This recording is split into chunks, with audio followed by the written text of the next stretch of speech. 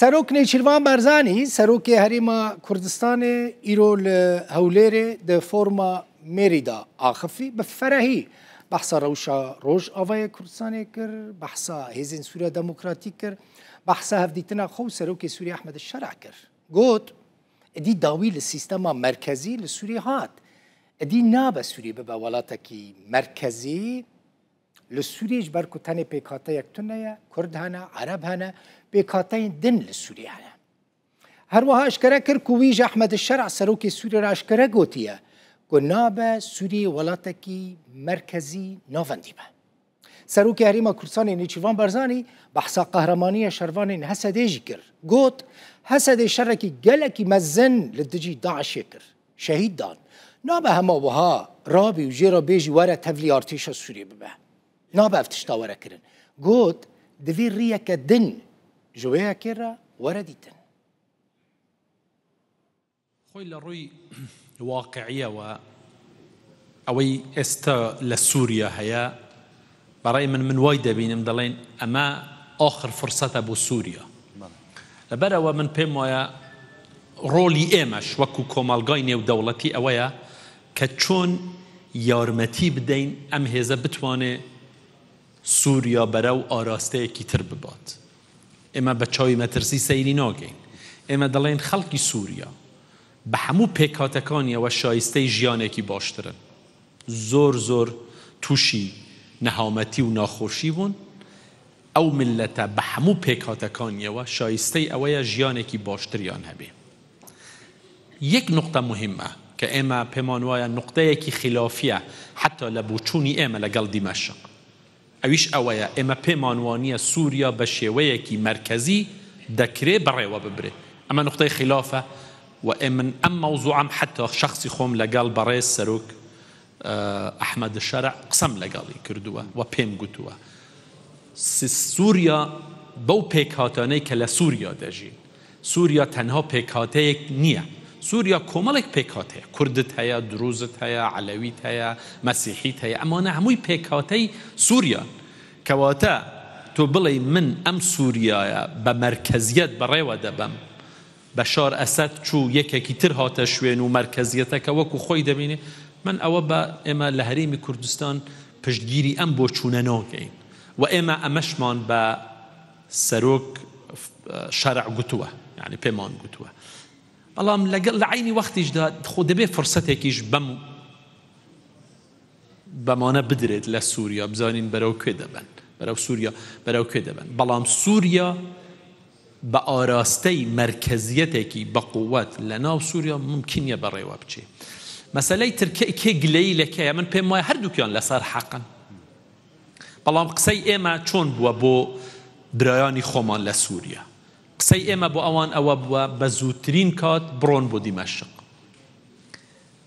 پەرچەمی نوێی سووریای نوێ هەڵگرن، خۆتان بە خاوەن پرۆسەی سیاسی بزانن، ئۆفیسێک لە دیمەشق بکەنەوە، خۆتان بە خاوەن ماڵ بزانن و لە ناو پرۆسەی سیاسی سووریادا بەشداریەکی کاراتان با هەبێ. قسەکەی ئێمە بۆ برایانمان لە سووریا ڕێک ئەوەیە بڕۆن بۆ دیمەشق. دیمەشق پایتەختی خۆتانە، وڵاتی خۆتانە.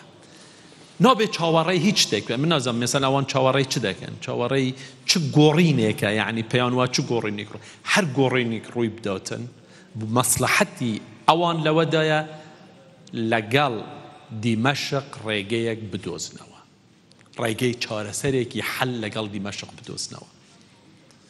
اینجا کێ زووتر دەست پێشخەری دەکا، کێ چ دەکا؟ مەسەلەن سیرکە من پێم وایە ئەوەی کە پێیان گوتبوون ئێوە دەبێ بێن خۆتان بتوێنەوە لە ناو جەیشی سووریا. ئەوە دروست نییە، ئەوە بۆچوونێکی غەڵەتە. هەمووتان یەک وەرن. ئەوە ناکرێتن، ماوە قبول ناکرێت. بەڵام دەکرێت لە بینی ئەوەش شتی تر بدۆزنەوە.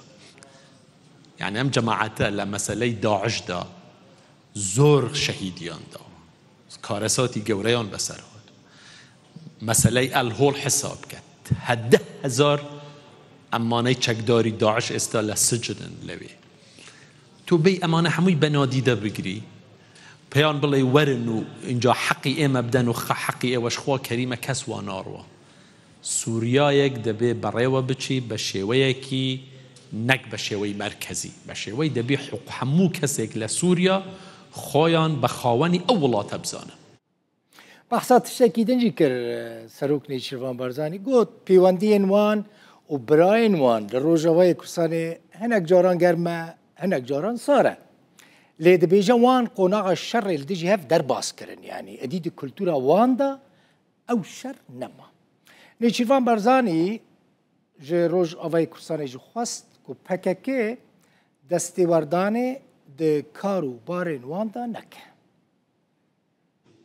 ئەوە طبیعیە زۆر ئەوە طبیعی هەندێک جار سار دەبی هەندێک جار گەرم دەبی بەڵام لە پرەنسیبەکە هیچ ناگۆڕترێ وەکو ئێمە و یەکێتی هەندێک جار سارد هەندێک جار گەرمە هەندێک جار خەڵک دەترسێن دەڵێن چ دەقاومێ بەڵام هیچ ناقاومێ بەینی ئێمە و ما بەجددی هیچ ناقاومێ من یعنی دەیان گوت ئێستا دەبێتە وەختێک دەبوو دەبێتە شەڕ و فڵان و کاکە ئێمە ئەو مەرحەلەیەمان بەجێهێشتووە ئێمە شەڕی یەکتر ناکەینەوە ئەو مەرحەلەیە الحەمدولله لە کورد لە کەلتوری کورد دەرچووە ئەو مەرحەلە نەک لە عەویتە لە کەلتوری کورد دەرچووە مەرحەلەی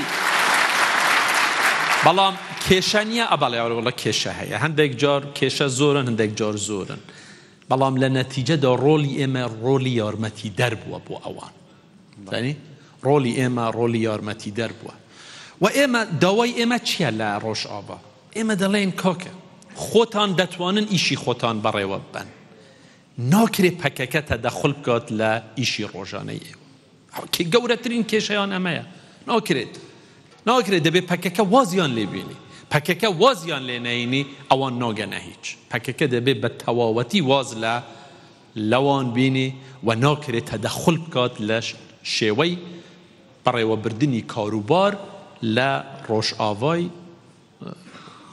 سووریا پێی دەڵێن ڕۆژئاوا لە ڕۆژئاوا ناکرێتن